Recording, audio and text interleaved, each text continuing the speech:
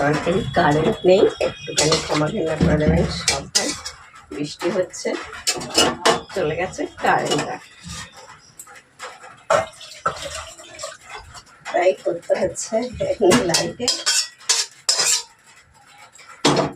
দুবেলা খাওয়ার জন্য চিংড়ি দিয়ে তেমনি পটল আলু দিয়ে তরকারি হয়, কুমড়োর তরকারি ছোলা টোলা দিয়ে হয়। আজকে আমি করে নিয়েছি কুমড়ো দিয়ে একটা ঝোল ঝোল চিংড়ি মাছের তরকারি। চলুন কথা না বাড়ি, দেখে নিই রেসিপিটা পুরোটা দেখার অনুরোধ রইল সবাই আপনার কাছে। আর একটু চিংড়ি মাছটাকে দিয়েছি, একটু দিয়ে দেবো।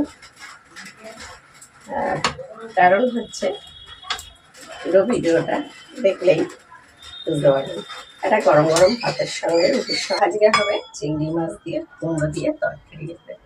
এই কুমড়োগুলো কেটে নিয়েছি এরকম বড় বড় একটু পিস করে, আর কেটে নিয়েছি ঢুমো ঢুমো করে আলু। আর চিংড়ি মাছগুলো ছাড়িয়ে নিয়েছি, খোলা ছাড়িয়ে নিয়েছি, আমাদের আবার খোলা না ছাড়িয়ে খায় না। যাই হোক, দেখুন কতটা চিংড়ি কাটলে অর্ধেকটাও হয় না ছাড়ালে। 500 চিংড়ি 250 হয়নি। নিয়ে নিয়েছি দুটো পেঁয়াজ কুচিয়ে। ভাত রুটি সবার সঙ্গেই ভালো লাগে, আজকে ভাতে খাওয়ার জন্য করবো আমি তরকারিটা। এই চিংড়ি মাছটা একটু নুন হলুদটা মাখিয়ে নেব।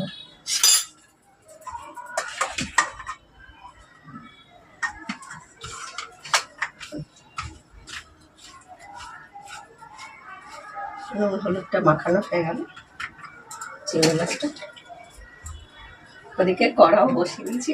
তেল বেশি দিচ্ছি না, আগে চিংড়িটা ভেজে নেবো, তারপর আবার তেল দেবো।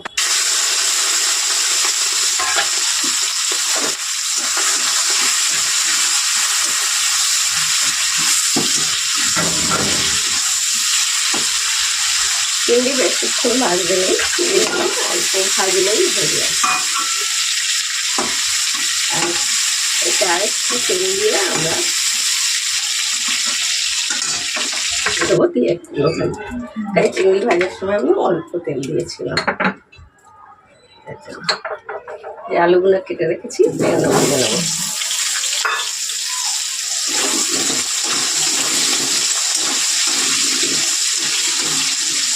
পেঁয়াজ যেন কমছে না, সকাল থেকে একটু রোদ্র দিলাম, আবার চটবট করে এসে গেছে। এইবার সামনে আসছে শ্রাবণ মাস, আষাঢ় মাসটা তো পুরোই বলতে গেলে বৃষ্টি বৃষ্টি গেলে অনেকটাই তেল আছে। ওই তেলেই দিয়ে দেবো গোটা জিরে, আর দেবো দুটো তেজপাতা,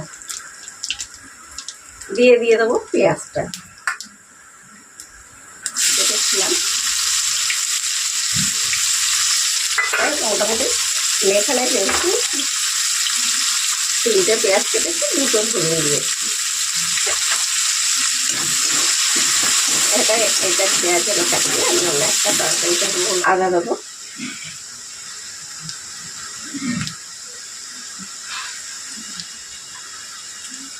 আদা দেবো 1 চামচ,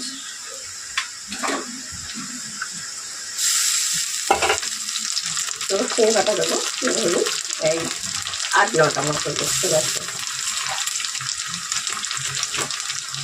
দিয়ে দেবো কাঁচা লঙ্কা বাটা, কাঁচা লঙ্কাটা হাফ হাফ করে বেটেছি, মানে পুরো একদম ঘেটে বাটিনি,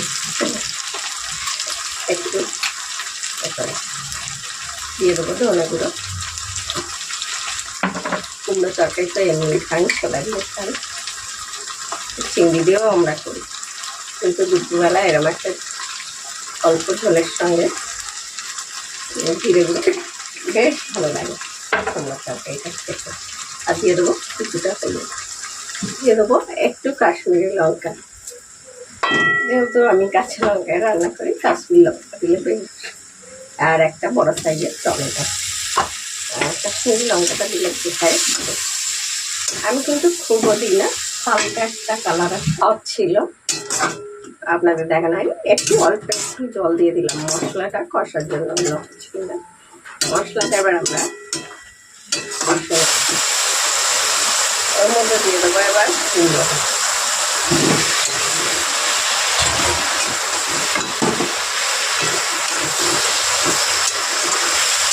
মশলার সঙ্গে 10 মিনিট করে ভাজা চলে যাবে। এবার দিয়ে দেবো আলুটা।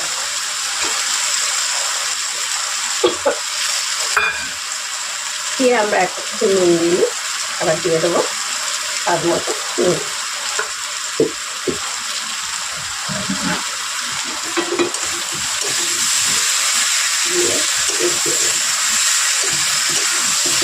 মশলা ছাড়ে একটা জল জল থাকুক।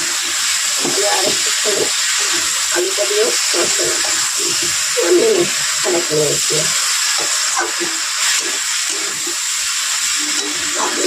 এখন দিয়ে কালারটা কত সুন্দর দিয়ে দেবো জল।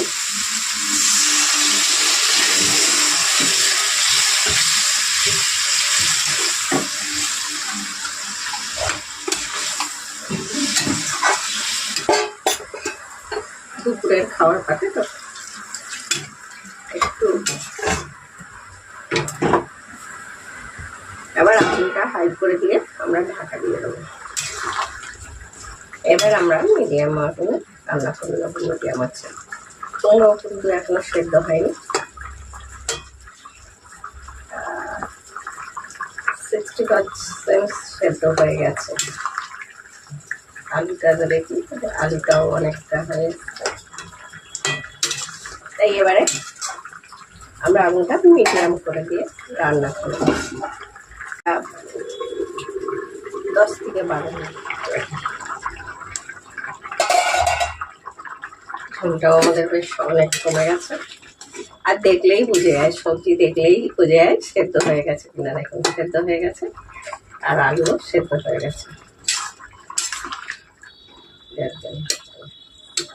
আলু কুমড়ো সব সেদ্ধ হয়ে গেছে। আর খুব গলে গেলে একদম ভালো লাগে না। কুমড়ো যদি গলা গলা করে কেবল কি সকল যাই হোক দিয়ে দেবো চিংড়িগুলো।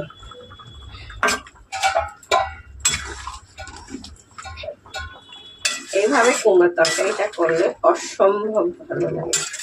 কারেন্টটাও চলে গেল, দেখুন একবার অবস্থাটা। 2 মিনিট রান্না করলাম, আসেনি ভাই, তাই কি করবো এমার্জেন্সিতেই করে নিচ্ছি।